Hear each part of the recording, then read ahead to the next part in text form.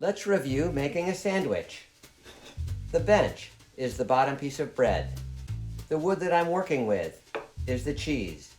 The clamping block is the top piece of bread. There are 3 things to pay attention to when making a sandwich.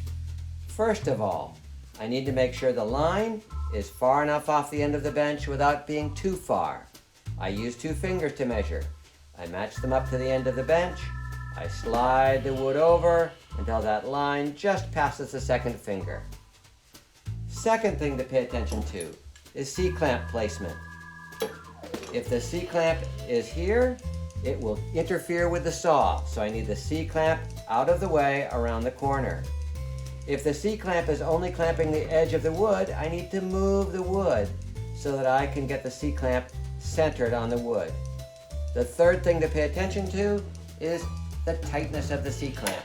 Make it as tight as you can. If you're an adult, ask the child if you can check their sandwich. If you're the child, ask an adult to check your sandwich. That way, you'll make sure you have a great experience doing woodworking. Visit my website, woodworkingwithkids.wordpress.com.